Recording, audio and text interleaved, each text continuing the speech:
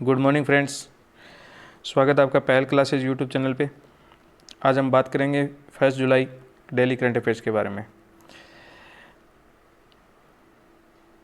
सफलता की यात्रा में धूप का बहुत बड़ा महत्व है, क्योंकि छांव मिलते ही कदम रुकने लगते हैं। तो दोस्तों, जो आज पहली बार चैनल से जुड़ रहे हैं वो चैनल को लाइक कीजिए, शेयर कीजिए, सब्सक्राइब कीजिए और साथ ही हमारे सोशल मीडिया जो लिंक हैं, टेलीग्राम है, व्हाट्सएप है, या इंस्टाग्राम है, फेसबुक है, ट्विटर है, उन सब से आप जुड़ सकते हैं।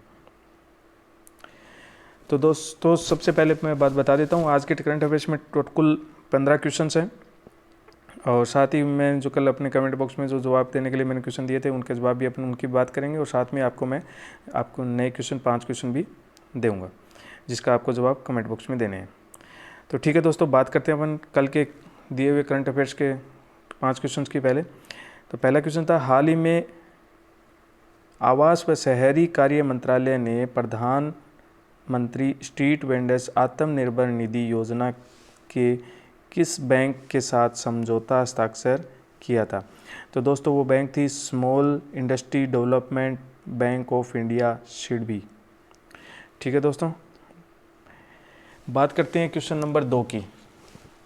हाल ही में किस बैंक ने सामाजिक जिम्मेदारी के तहत universal Sompo general insurance company limited के साथ मिलकर कोविड-19 महामारी द्वारा उत्पन्न अनिश्चितताओं को कवर करने के लिए एक विशेष हेल्थ बीमा पॉलिसी शुरू की थी?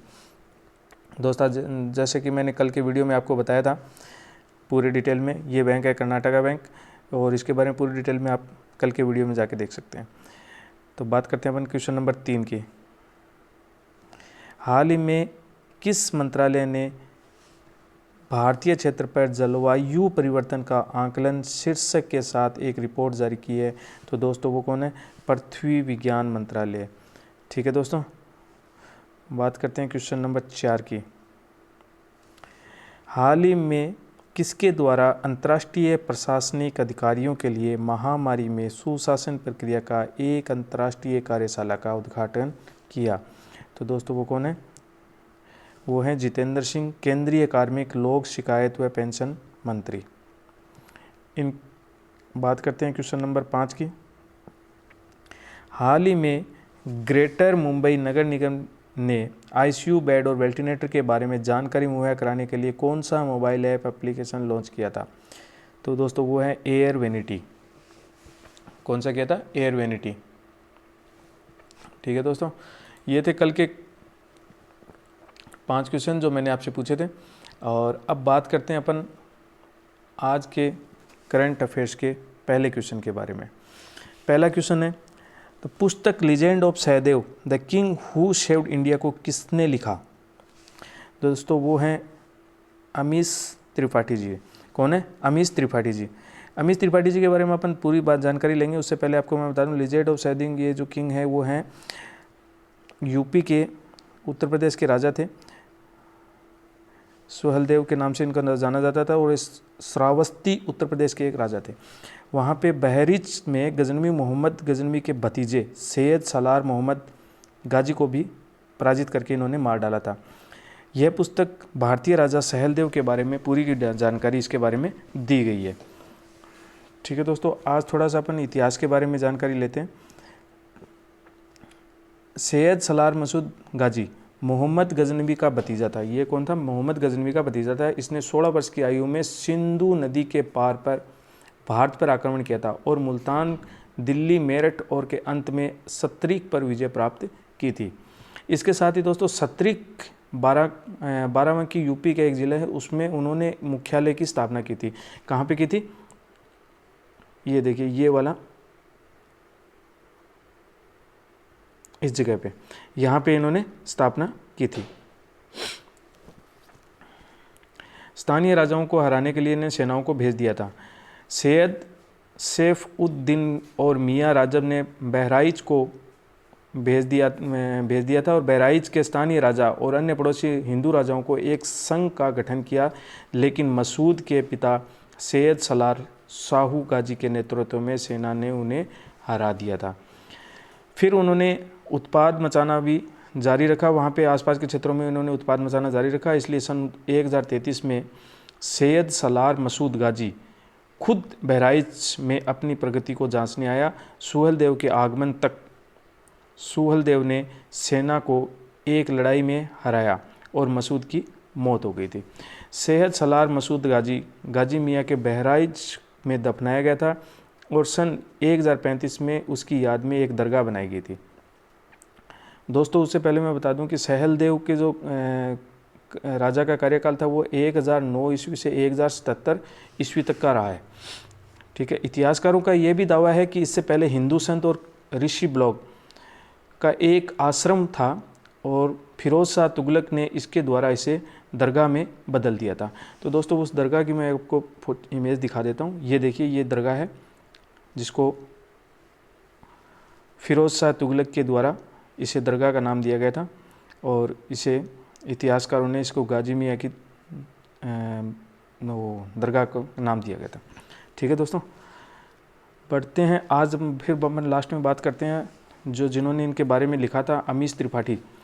अमीश त्रिपाठी लगभग 1 महीने तक एच.टी. नीलसन के राष्ट्रीय स्मेट हिट में सर्वश्रेष्ठ अपनी 6 फिक्शन किताबें शामिल करने वाले पहले भारतीय इतिहास के लेखक थे।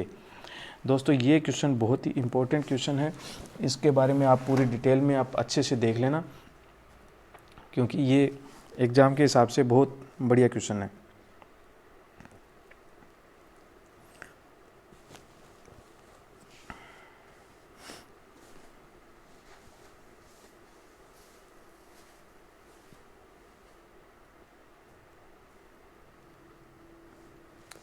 तो दोस्तों, Amish Tripathi hello hall of fame award द्वारा लिटरेरी एक्सीलेंस 2019, भारतीय संस्कृति के प्रति प्रतिबद्धता के लिए Ustad Bismillah Khan award 2018, Kalinga international literary award 2018 भी जीत चुके हैं। इसके अलावा वह 2016 में अपनी किताब साइकिल ऑफ एलेक्साकू के रेमंड कोर्सवर्ड पॉपुलर फिक्शन में का अवार्ड भी इनको मिल चुका है। तो ये अमीश त्रिपाठी और इनसे जुड़े हुए जितने भी जो भी जानकारी है वो मोस्ट इम्पोर्टेंट है, तो आप नोट कर लीजिएगा। बात करते हैं क्वेश्चन नंबर 2 की। ओलंपिक दिवस किस तिथि को मनाया जाता है? दोस्तों, ओलंपिक दिवस मनाया जाता है 23 जून को। कब मनाया जाता है? 23 जून को। इस साल कोविड-19 के महामारी के चलते डिजिटल ओलंपिक वर्कआउट बनाकर ओलंपिक दिवस 2020 मनाया गया। इसके लिए ओलंपिक चैनल ओलंपिक एथलीटों द्वारा एक नया होम वर्कआउट वीडियो बनाया गया। अंतर्राष्ट्रीय ओलंपिक समिति द्वारा ओलंपिक दिवस को पहली बार 23 जून 1948 में मनाया गया था। तो दोस्तों, अपन बात करते हैं कुछ ओलंपिक कमेटी के बारे में। इसका हेडक्वार्टर जो है वह लुस्मानिया में स्विट्ज़रलैंड में है। इसका प्रेसिडेंट जो है थॉमस बेच हैं और इसकी स्थापना जो है 23 जून 1894 में पेरिस में की गई थी। ठीक है दोस्तों, बात करते हैं क्वेश्चन नंबर 3 की। हाल ही में किस मेजर जनरल रिटायर का निधन जिन्होंने देश में 1948 और 1971 के युद्धों में भाग लिया था? तो दोस्तों, वो हैं लक्ष्मण सिंह लेहल। कौन है? लक्ष्मण सिंह लेहल। लक्ष्मण सिंह लेहल 1948 में जम्मू कश्मीर के जंगर इलाके में कप्तान के रूप में भाग लिया था और 1971 के युद्ध में एक डिवीज़न के रूप में कमांड संभाली थी तथा उन्होंने 50 पैरा ब्रिगेड के प्रयोग के रूप में भी भूमिका। भारत में तीसरा सबसे बड़ा वीरता पुरस्कार वीर चक्र को भी इनको मिल चुका है। साथ ही दोस्तों, इन्होंने अपने जो पाकिस्तान के साथ जो युद्ध हुए थे 1948, 1971 और 1999, 3 युद्ध हुए थे। तीनों युद्ध में पाकिस्तान को मुक्की खानी पड़ी थी। बात करते हैं क्वेश्चन नंबर 4 की। हाल ही में पद्मश्री पुरस्कार से सम्मानित विद्याबेन शाह का निधन हो गया। वो किस क्षेत्र से जुड़ी हुई थी? दोस्तों, वो थी सामाजिक कार्यकर्ता। क्या थे? सामाजिक कार्यकर्ता। उन्होंने 1970 के दशक में भारत शहर के निवासियों के सांस्कृतिक आदान प्रदान की सुविधा के लिए महात्मा गांधी संस्कृत केंद्र की भी स्थापना की थी। उन्होंने 1992 में पद्मश्री पुरस्कार से भी सम्मानित किया गया था। उन्होंने भारतीय बाल कल्याण परिषद ICCW के अध्यक्ष के रूप में भी काम किया था। तो दोस्तों, बात करते हैं क्वेश्चन नंबर 5 की। रिलायंस इंडस्ट्री के चेयरमैन मुकेश अंबानी दुनिया के सबसे अमीर लोगों की सूची में किस स्थान पर पहुंच गए हैं? तो दोस्तों, वो स्थान है 9वां स्थान है। फोर्ब्स के शीर्ष 10 धन कुबेरों की सूची में अमेजन के प्रमुख जेफ्स बेजोस 160 अरब की संपत्ति के साथ पहले स्थान पे हैं, और दूसरे स्थान पे माइक्रोसॉफ्ट के बिल गेट्स 108.7 अरब डॉलर की स्थान पर हैं। फ्रांस के बर्नार्ड अलार्ट और उनके परिवार 103.2 अरब डॉलर के साथ तीसरे स्थान पे हैं। तो दोस्तों मैं आपको कुछ इसमें न्यूज़ की कटिंग है, उसमें आपको मैं दोबारा दिखा देता हूँ इसमें रैंकिंग के हिसाब से। ये देखिए इसमें दो चीज़ दिखा रहा है, इसमें एक तो मार्च 2020 की और जून 2020 की दो रैंकिंग दिखा रहा है। इसमें देखिए जेफ बेजोस अभी भी अपने पहले स्थान पे कायम है, बिल गेट्स भी दूसरे स्थान पे कायम है, लेकिन ये बर्नार्ड एंडोल की फैमिली है वो तीसरे स्थान पे कायम है। लेकिन देखिए मार्क जोबन्स पहले जो मार्च में 7वें स्थान पे थे, अभी इनकी बढ़ के वो कौन से स्थान पे आ गए, चौथे स्थान पे। और ये है वेरेन गोफ्ट, ये भी चौथे स्थान पे थे और अभी इनको नीचे एक स्थान खिसक के इनका स्थान कौन सा हो गया, 5वां। मार्क जबरबर्स जो फेसबुक के संस्थापक हैं उनकी संपत्ति इस तरह से बढ़ी है कि इन्होंने जियो मार्ट के साथ में जो समझौता किया था, उनमें जो इन्वेस्टमेंट किया था, उस वजह से इनकी संपत्ति बढ़ गई है। और इसी तरह देखिए इसी क्रम में अपन चलते हैं, मुकेश अंबानी जो मार्च 2020 में 21वें स्थान पे थे, मार्च 2020 में 21वें स्थान पे थे, और वहीं जून 2020 में कितने स्थान की छलांग लगा के 9वें स्थान पे आ गए हैं। तो दोस्तों ये चीज़ आप नोट कर लीजिएगा, ये बहुत ही इंपॉर्टेंट क्वेश्चन है और इनके बारे में आपसे पूरी जानकारी के बारे में बताएगा।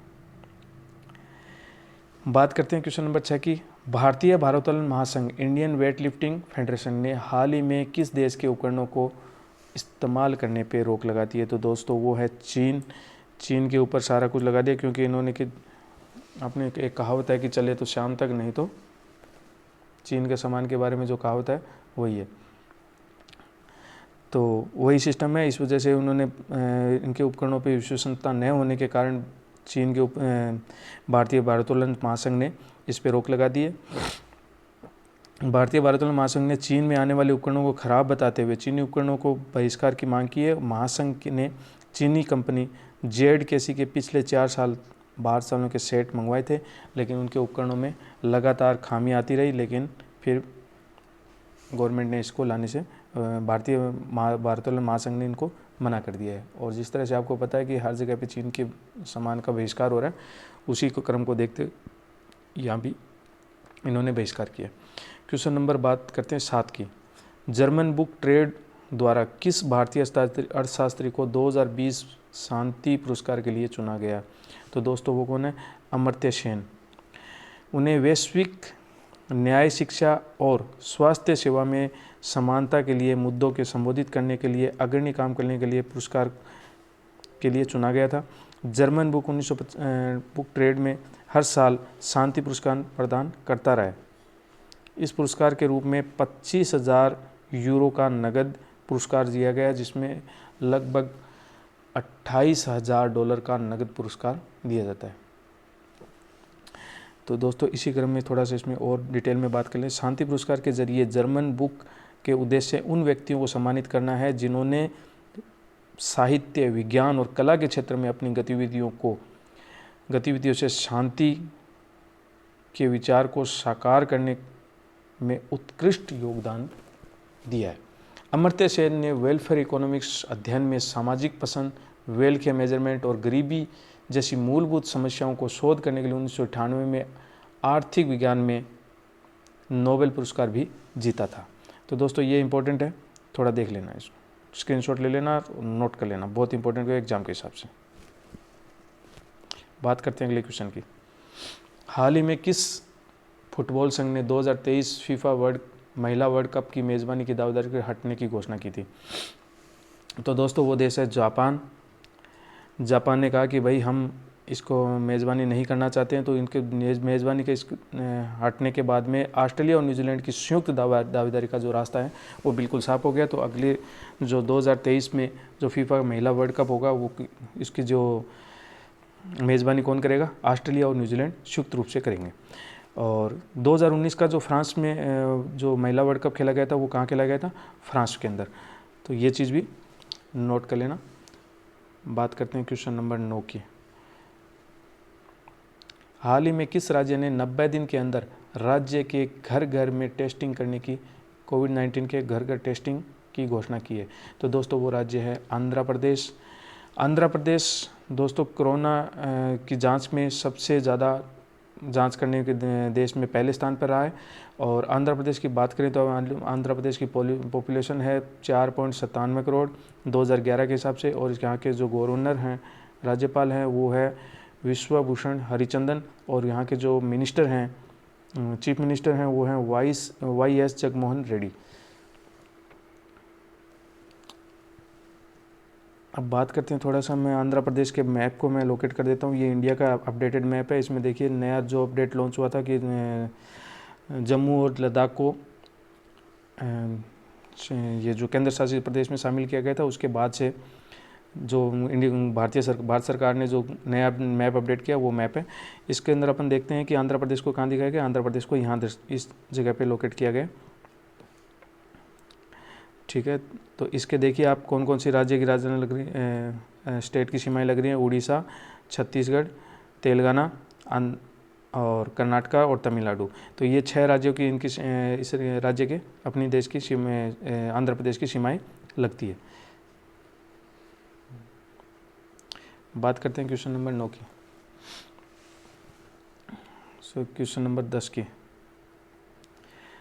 हाल ही में महानदी कोल फील्ड्स लिमिटेड ने किस राज्य में 60,000 करोड़ रुपए के निवेश करने की घोषणा की है। तो दोस्तों वो राज्य है उड़ीसा। कोल इंडिया लिमिटेड ने 8 सहायक कंपनियों में से एक महानदी कोल फील्ड्स लिमिटेड ने सूचित किया है कि कंपनी ने उड़ीसा के लिए 60,000 रुपये के निवेश करने की योजना तैयार की है।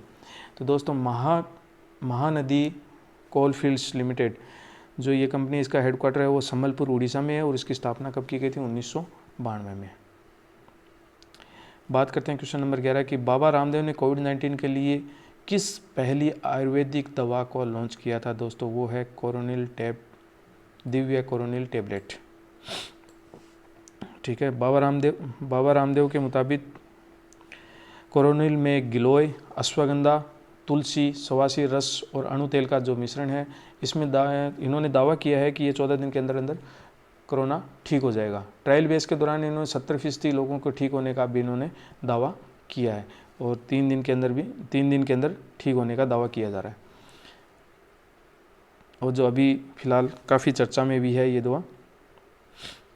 बात करते हैं क्वेश्चन नंबर 12 की। हाल ही में एंटीवायरल दवा को कोविड-19 के इलाज के लिए कारगर बताया गया है, वो कौन सा है? फेविपिराविर।